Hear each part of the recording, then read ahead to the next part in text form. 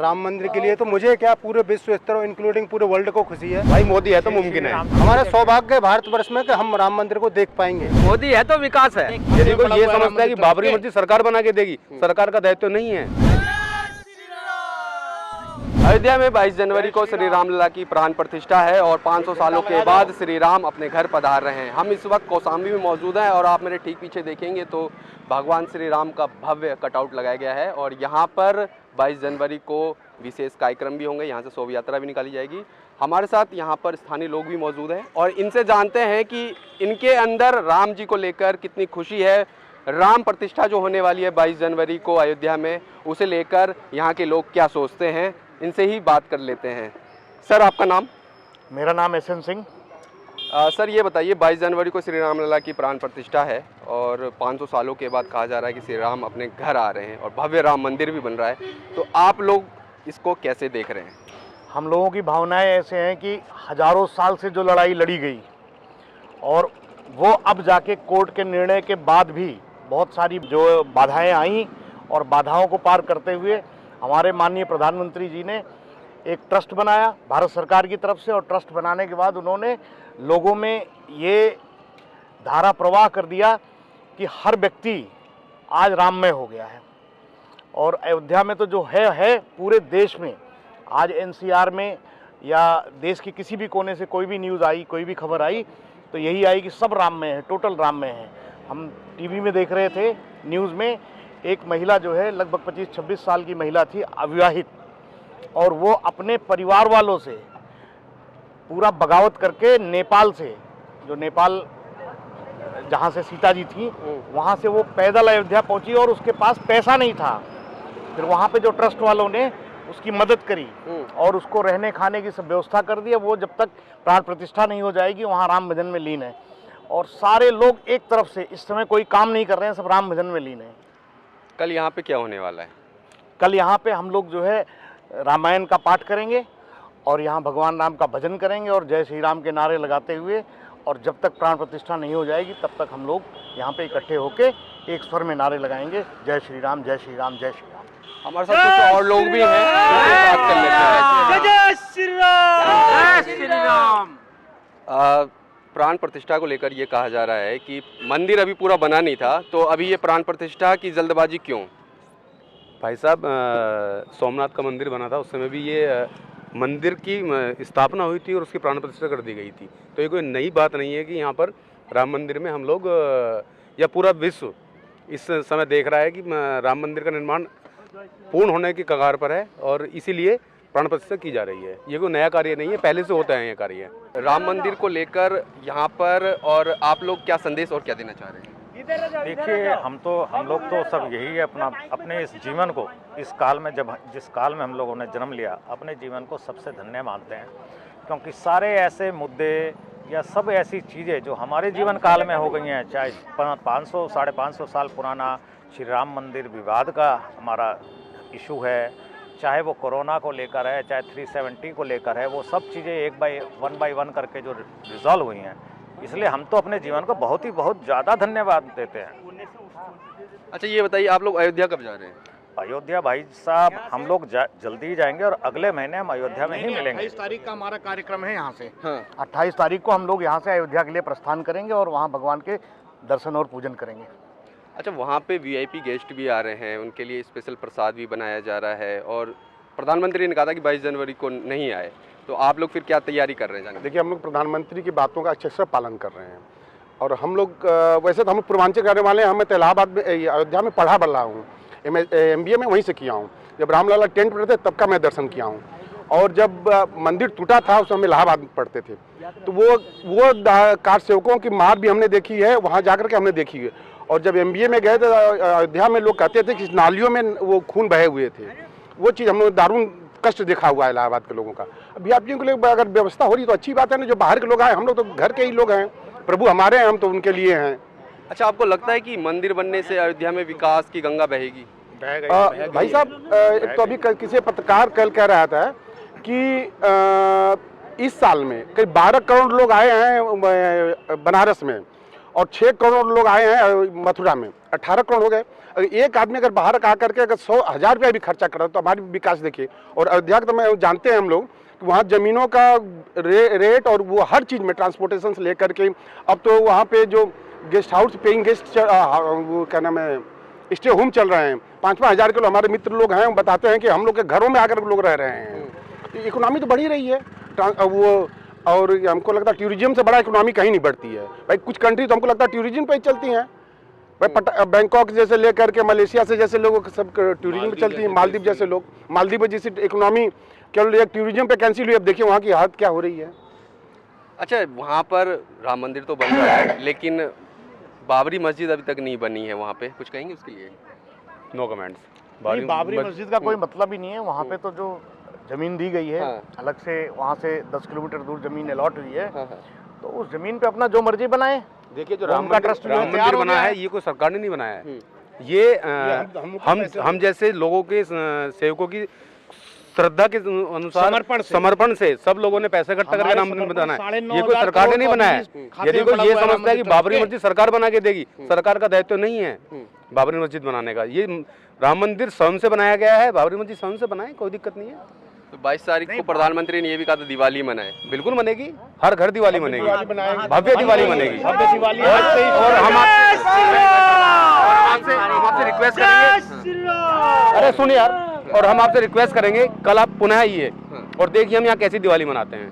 अच्छा, यहाँ दिवाली नहीं भव्य दिवाली मनेगी। अच्छा चाचा ये बताइए कि कल तो वहाँ पर प्रधानमंत्री होंगे, वहाँ पे वीआईपी होंगे, यहाँ पे क्या होने वाला है? यहाँ पे हम लोग जो कार्यक्रम है, सुंदरकांड का कार्यक्रम है, इसके बाद प्रसाद वितरण होगा। प्रसाद वितरण के बाद में भव्य भंडारा हम लोग करने वाले हैं, जिसमें सभी लोग, सभी धर्म के लोग आके भंडारा का प्रसाद ग्रहण करेंगे। रही बात राम जी की, परशुराम जी की, चाहे जिस भी धर्म के लोग इसका विरोध कर रहे हैं उनको विरोध नहीं करना चाहिए। स्वयं से उन्हें देखना चाहिए कि लोग कैसे इसमें कोऑपरेट कर रहे हैं। पूरा ये धरती यानी पूरा विश्व इसको सेलिब्रेट कर रहा है। मुस्लिम कंट्री भी सेलिब्रेट कर रही है, हम लोग भी सेलिब्रेट कर रहे हैं। अब क्या है कि ये क्यों हो रहा है? राम जी का वनवास और त्याग देख के हो रहा है, ठीक है। तो हम सबको बहुत अच्छे ढंग से इसको सेलिब्रेट करना है, प्रसाद वितरण करना है और मन को खुश करके, आत्मा को शांत करके बढ़िया से इस भव्य समारोह को अंजाम देना है। यही हम लोगों का ये है। अच्छा एक चीज़ आप बताइए कि राम मंदिर तो बन रहा है, आप खुश कितने हैं? प्रसन्नता की तो कोई सीमा नहीं है। और हमने तो वो समय देखा है जब कार सेवक वहाँ गए थे, कैसे यहाँ से उसके बाद में एक एक ईंट भिजवाई गई थी और इसके लिए कितना संघर्ष किया है। हम तो उस समय के लोग हैं, तो हमारे लिए तो प्रसन्नता की कोई सीमा नहीं है। हम तो पूरी तरह से गदगद हैं। बाकी जो लोग ना आने की बात कर रहे हैं, अब ऐसे शंकराचार्य हैं, इनका जो पद है वो बड़ा ऊंचा है। लेकिन आप ये बताइए कि जब ये आंदोलन चल रहा था, कितने शंकराचार्य जो हैं वो आकर के उन्होंने लोगों को इकट्ठा करके और यात्राएं निकाली थी। नहीं निकाला।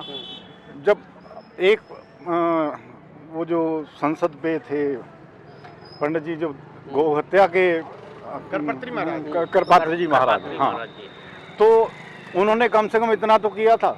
आप अपने मठों से निकल के राजी नहीं हैं। आपको सोने की गद्दी मिली हुई है, धर्म के लिए आप क्या कर रहे हैं? यही है कि भाई कोई भी आपके पास में किसी पार्टी का बंदा चला गया, कैसे भी चला गया, आप वो हम नुक्स निकालने के लिए बैठे हैं। आपको तो धर्म के लिए बड़ा प्रचार करना चाहिए, लेकिन बैठे हैं अपना। वो ये कह रहे हैं कि इस कार्यक्रम को हाईजैक कर लिया है और इतनी जल्दबाजी क्यों? लोकसभा चुनाव से पहले 22 जनवरी को क्यों आपने निश्चित कर लिया कि राम मंदिर की प्राण प्रतिष्ठा हो जाए? मुझे आप ये बताइए कि जो गुजरात का मंदिर है, सोमनाथ मंदिर जो है, उसका वो पूर्ण कब हुआ? उसका उद्घाटन कब हो गया? जो उसका डॉक्टर साहब राजेंद्र प्रसाद जी गए थे, उसके 5 साल बाद तक उसका कार्य चलता रहा। गर्भगृह बन जाए तो वो उसमें आप प्राण प्रतिष्ठा कर सकते हैं, इसमें कोई जल्दबाजी नहीं है। ये तो बाकायदा ये दिन जो है अच्छा दिन देख करके इसको वो दिन सुनिश्चित किया गया है। और कल देखिए पूरा विश्व जो है, और जहाँ जहाँ हिंदू लोग बैठे हैं, हिंदू क्या किसी भी धर्म के जो लोग हैं, वो बड़े इस बात से प्रसन्न हैं। उत्साह, भाई साहब उत्साह क्या होता है ना, ये आप कल देखिएगा मैं तो पूरे देश में। और रही बात, आप विकास की बात कर रहे थे, छोटे छोटे जितने वेंडर्स हैं सब 2-4 रुपये 10 रुपये कमा रहे हैं, सामान बिक रहा है। रोजगार की आप बात करते हैं, सरकारी नौकरी ही सिर्फ एक रोजगार का साधन नहीं होता है। आज जाके देखिए इस गांव में, बगल में एक गांव है, मैं अभी गया था 10 मिनट पहले, सब लोग खुश हैं। कौन सा गांव है? भुआपुर गांव है। अच्छा। भुआपुर गांव है, कौशाम्बी से लगा हुआ एक गांव है, जहां हर एक तरह का साधन सुविधा, खाद्य सामग्री मिलता है। सब लोग मस्त हैं, 10 रुपये 20 रुपये 50 रुपये 100 रुपये सब कमा रहे हैं। रही बात, आप विकास की बात थोड़ी देर पहले किया था आपने, मक्का में आज के डेट में 500 होटल्स हैं, हर एक के 1 स्टार 2 स्टार 7 स्टार तक के होटल हैं। कहाँ से आए वो, कैसे बने? टूरिस्ट, जितने भी रिलीजियस टूरिज्म जो है उसके कारण 500 होटल वहाँ बने। आप आने वाले, ज़्यादा तो मैं नहीं कहूँगा, 5 साल के अंदर में अयोध्या में देखिएगा 1000 मंदिर रहेगा, 1000 मंदिर, और हर एक 5 स्टार से लेके और 7 स्टार तक जो है होटल सारे मिलेंगे आपको। तो ये विकास नहीं है तो क्या है? मैं यहाँ से जाऊँगा अयोध्या, पैसे खर्चे करते हुए जाऊँगा, हवाई जहाज से जाऊँगा, ट्रेन से जाऊँगा, पैदल जाऊँगा, रास्ते में खाऊँगा, ये सब क्या है? ये मल्टीप्लायर इफेक्ट है। इकोनॉमिक्स में बोलते हैं ना, एक मल्टीप्लायर इफेक्ट होता है। आप 10 रुपया जब मार्केट में छोड़ेंगे ना, तो वो जाके 100 रुपये बनता है। तो वो विकास 100 रुपये का हुआ, आपने खर्च कितना किया? 10 रुपये किया। तो इसको काफ़ी ये प्रोमिनेंट थ्योरी है इकोनॉमिक्स का। तो विकास ऐसे होगा भाई साहब। आज की डेट में मंदिर से 5.5 लेकिन कोई कह रहे हैं डायरेक्ट रोजगार कि है। मंदिर की जगह अस्पताल होना चाहिए था, स्कूल होना चाहिए था। बाबरी मस्जिद में भाई साहब, बाबरी मस्जिद के लिए जमीन अलॉट हुआ है, जब इतनी बड़ी अवधारणा है उनकी। स्कूल कम बने हैं, बहुत स्कूल बने हैं भाई इतने साहब। स्कूल बन गए हैं। एक उस जगह के लिए ये कोई तर्क नहीं है कि जी वहाँ अगर अस्पताल बना देते, कुछ बना देते। अब इतनी जगह मुस्लिम समाज को दी है, वहाँ वो क्या बना रहे हैं? सारे जगह IIM खुल गए, हॉस्पिटल्स खुल गए, एम्स कितने हो गए। पहले पूरे देश के लोग भाग के आते थे दिल्ली, ठीक है, मेडिकल कॉलेज बन रहे हैं। अभी नॉर्थ ईस्ट में आप देखो, कल का न्यूज़ में बता रहा हूँ आपको, कल नॉर्थ ईस्ट में जो है कम से कम 20 प्रोजेक्ट्स आए हैं 5000 CR का। तो कहाँ से आ रहे हैं? जरूरी है अयोध्या में ही सब कुछ करें और उसी जगह करें, और उसी जगह करें। ये तो वही बात है ना कि जिसकी दिमाग फिरी हुई होती है ना, वो ऐसे ही बातें करते हैं। परसों बिहार में एक स्टेज गिर गया, नेता लोग बोल रहे थे अयोध्या में क्यों मंदिर बन रहा है, 22 तारीख को ही ये कार्यक्रम हो रहा है। 2 मिनट के बाद में पूरा स्टेज मंच नीचे आ गया, कम से कम 100 आदमी घायल हुए। तो प्रभु जी देख रहे हैं। अच्छा, अभी राम मंदिर की झांकी है, काशी मथुरा बाकी है, क्या कहें? काशी मथुरा सब होगा भाई साहब, अगर श्रद्धा होगा ना दिल में, दिल में श्रद्धा होगा तो सब कुछ होगा। वो हमारे आराध्य की ठीक जगह है। हम लेंगे ही। रही बात पार्टिसिपेशन की, सारे लोग तैयार हैं, खुश हैं, मन से तैयार हैं। नहीं तो उसके लिए तो फिर प्रधानमंत्री, जब नरेंद्र मोदी तीसरी बार प्रधानमंत्री बनेंगे तभी संभव है। नहीं, ऐसा कुछ नहीं है, वो बनना ही है, बनना कोई रोक नहीं सकता। चौथी बार की बात करो आप, आप चौथी बार की बात, तीसरी बार प्रधानमंत्री बन गए, बन गए। बोलो जय श्री राम। मैं चौथी बार की बात कर रहा हूँ, चौथी बार मोदी जी प्रधानमंत्री। श्रद्धा भाव देखो उनका। जो तीसरी बार का इलेक्शन है भाई साहब, आपकी भी उम्र हो गई है, आपने भी विकास देखा होगा आज से 10-15 साल पहले, और आज भी आप देख रहे हो, मैं भी देख रहा हूँ। चारों ओर हरियाली है, सड़क नहीं होते थे।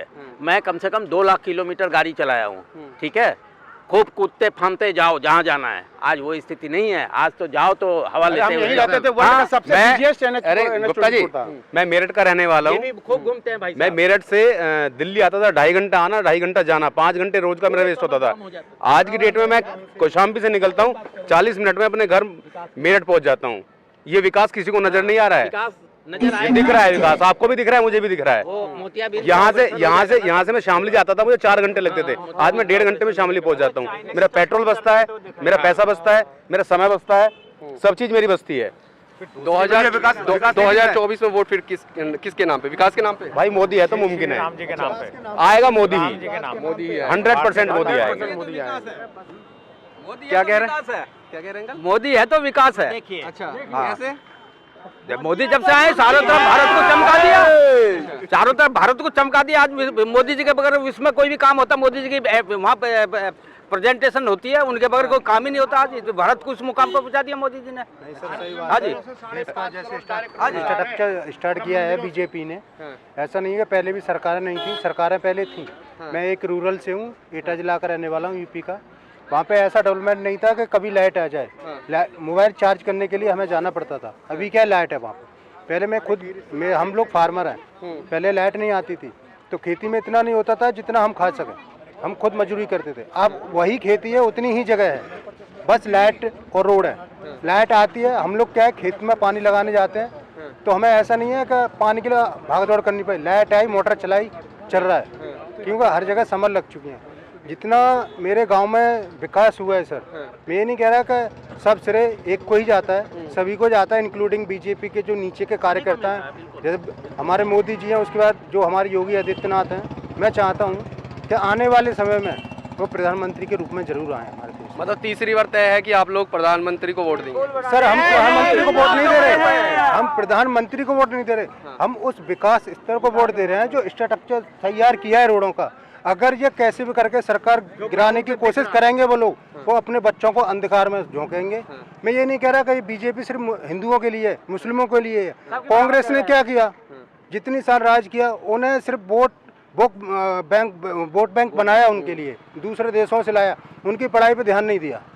अब अच्छा ये बताओ, राम मंदिर के लिए कितनी खुशी है? सर राम मंदिर के लिए तो मुझे क्या पूरे विश्व स्तर इंक्लूडिंग पूरे वर्ल्ड को खुशी है, क्योंकि दीपावली ये पहली बार हमारे देश में ऐसा हुआ है। सिर्फ लोग याचिका दायर करते हुए 5 साल बहुत होती हैं, 6 पीढ़ी निकल जाती है, 6 पीढ़ी के बाद कोई काम हो रहा है तो अच्छा काम है और होना चाहिए था ये काम। ये बहुत पहले होना चाहिए। दुर्भाग्य है हमारे देश का। ये हमारे, हम ये नहीं कह रहे मैं हिंदू हूँ इस वजह से बोल रहा हूँ, ये हिंदुत्व के लिए एक काला ठप्पा था। जो लोग रह रहे थे इस देश में, उन्हें पता ही नहीं था हम कहाँ हैं, अपने जमीर से जुड़े ही नहीं थे, पूरी तरह से बिखर चुके थे।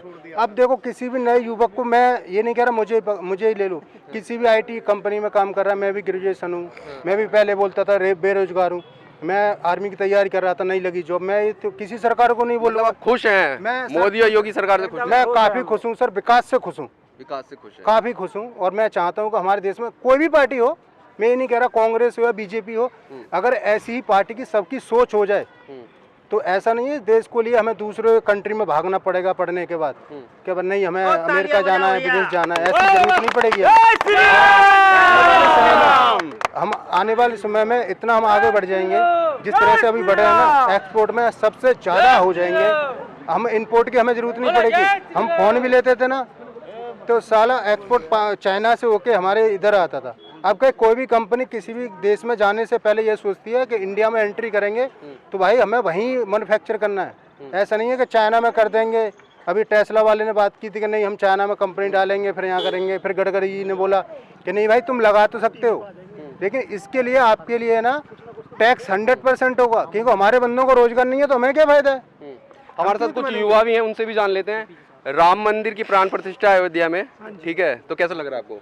जी ये सिर्फ देख के तो अच्छा लग रहा, पर यह है कि कुछ वहाँ पे अभी हाल फिलहाल में जो वीडियो चल रही थी ना कि कईयों के घर उजाड़ने के बाद वो घर बनाया गया राम मंदिर, पर इतना करने की जरूरत थी क्या वहाँ पे, जो मतलब कि इतना बड़ा मंदिर बनाया है कईयों के घर उजाड़ने के बाद? मैं वहाँ होके आया हूँ, वहाँ पे किसी के घर नहीं उजाड़े गए हैं। वहाँ पर जो संकरी गलियाँ थी उनको चौड़ाकरण करने के लिए कोई नहीं उजाड़ा गया है वहाँ पे। हाँ मैं वही बता रहा हूँ, मैं वही बता रहा हूँ, मैं वही बता रहा हूँ। वहाँ पर जो है किसी का घर नहीं गुजारा गया है। मैं होके आया हूँ अयोध्या से, ठीक है। वहाँ पर चौड़ीकरण किया गया है, उसका मुआवजा भी मिला है।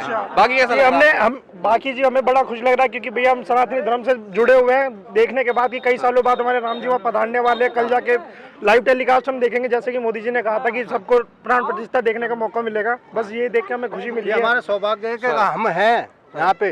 जो हमारे पूर्वज थे, मेहनत कर करके उन्हें गोलियां भी खानी पड़ी, वो मृत्यु हो गई उनकी, उन्हें कुछ नहीं मिला, उनके माँ बाप को भी कुछ देखने को नहीं मिला। हमारा सौभाग्य है भारतवर्ष में कि हम राम मंदिर को देख पाएंगे। ये सबसे बड़ी बात होगी हमारे लिए। जो हमारे पूर्वज हैं उनका वहाँ प्राण प्रतिष्ठा हो रही है, इसके लिए सभी को खुशी होनी चाहिए, इंक्लूडिंग सभी को, हमारे पूरे भारतवर्ष को। और एक बहुत अच्छी बात है, युवा भी इसमें इंटरेस्ट ले रहे हैं, जो क्योंकि पहले नहीं लेते थे। पहले पढ़ने के बाद सिर्फ ये लगता था कि विदेशी हमारे लिए कमाने की जगह है। आज वही आईटी सेक्टर में यहाँ बैठ के विदेशी वालों को खुद बुला के बता रहे हैं कि हम ये कर सकते हैं। और आने वाले समय में सर मैं इस बात की गारंटी दे रहा हूँ आपके चैनल के माध्यम से कि आप भी अपना चैनल द्वारा कभी लाइव टेलीकास्ट यहीं करेंगे ना, तो यहाँ से कुछ अलग ही आपको देखने को मिलेगा कि हमारा देश है विश्व गुरु बनने को जा रहा है और अब बन चुका है। नेक्स्ट टाइम जब भी आप आएंगे तो ये बोलोगे कि हाँ हम हैं हिंदुस्तानी, हम कर सकते हैं। जो पहले कर सकते थे वो हमने अब किया, लेकिन करके हम जरूर दिखाएंगे। आप क्या कहना चाहेंगे? बस हम कह रहे हैं हम बहुत खुश है, हमारा राम मंदिर बने 500 साल बाद। हम मोदी जी के और योगी जी को बहुत धन्यवाद देते हैं।